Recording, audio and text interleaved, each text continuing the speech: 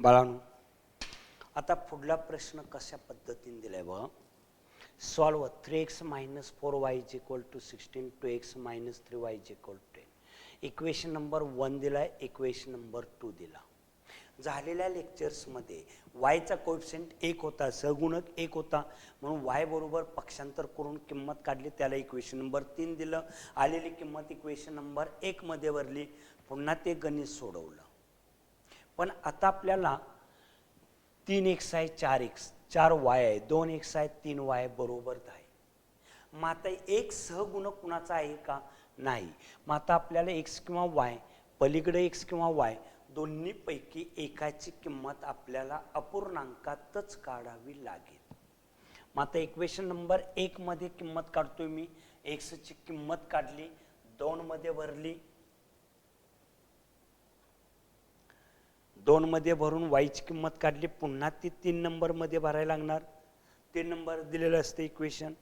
पुन्हा कॅल्क्युलेशन करून उत्तर आपल्याला किती आलं? 2 आणि 8. हे गणित मी व्यवस्थित समजावून सांगतो, काळजीपूर्वक लक्ष द्या.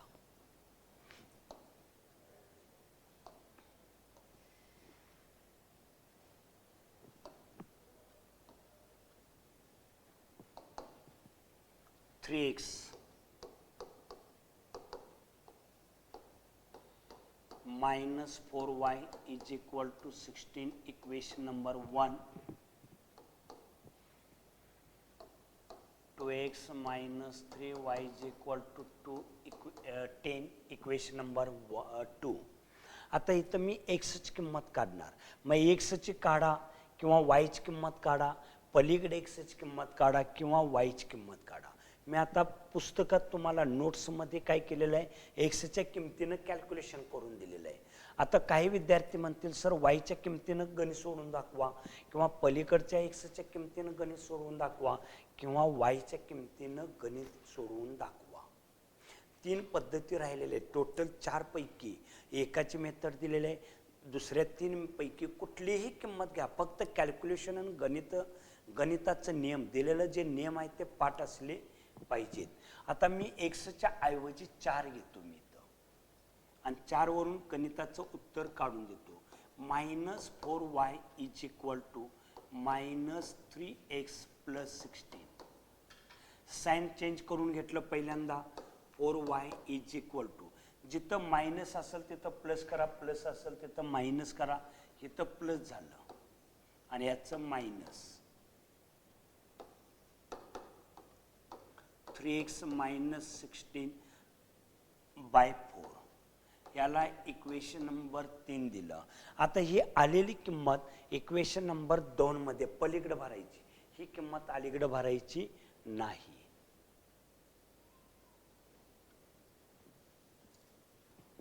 पलीकडं म्हणजेच put y is equal to 3x minus 16 upon 4 in equation 2. 2 मध्ये. आता 2 नंबरची इक्वेशन पहिल्यांदा लिहून घ्या. 2x minus 3y is equal to 10. y ची किंमत y च्या ठिकाणीच भरायची. 2x minus 3 in bracket y. y ची किंमत 3x minus 16 by 4.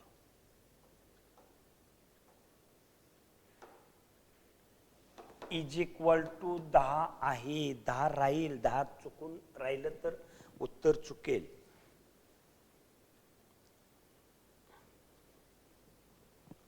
To x minus, यानं वरच्या संख्येला गुणायचं. छेदात फक्त 4 राहणार. वर गुणलं. आता हे मायनस साइन इथं वर जर दिलं तर इथं प्लस साइन केलं पाहिजे बाळांनो. इथं मी प्लस करतो आणि चिन्ह वर टाकतो. मायनस 9x मायनस मायनसचा गुणाकार 16 48 बरोबर 10. या 4 भागले. गडबडीनं जाऊन पलीकडं गुणायचं असलेला जाऊ नका, कारण इथं 2 आहे. 2x आहे, त्याचा छेद घ्यायचा आहे. सर्वांचा छेद असेल तर त्याचं पक्षांतर होतं. छेदांचा गुणाकार छेदात. तिरका गुणाकार 4 दुनी 8 अधिक याने इकडे गुणलं minus 9x plus 48 is equal to 10.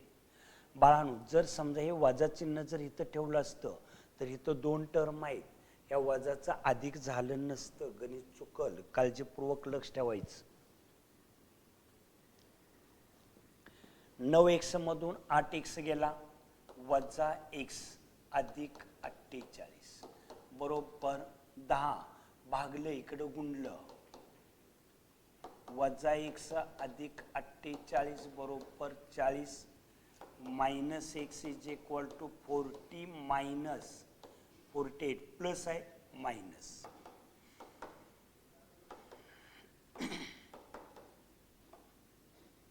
x is equal to 8. x ची किंमत आपल्याला 8 आली. मी x y ची किंमत काढलेली आहे तिथं. आता ही आलेली किंमत इक्वेशन नंबर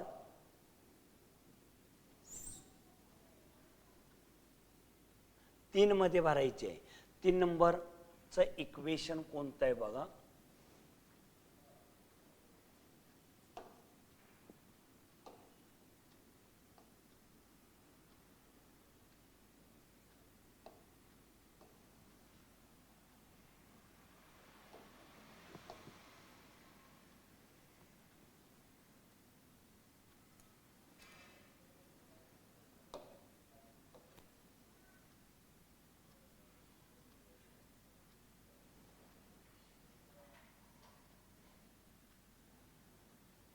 या इक्वेशन मध्ये किंमत भरायची आहे.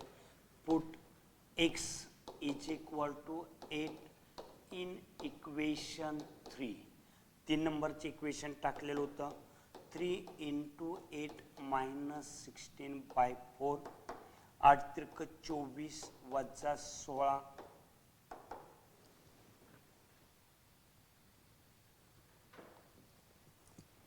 8 दूनी 16 8 त्रिक 24 8 by 4 two y is equal to.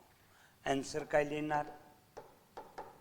x ची किंमत 8 and y is equal to 2. आता आपलं उत्तर बरोबर आहे का बघा. 8 आणि 2 8 आणि 2 is the 8 and 2 is the solution of the given equation.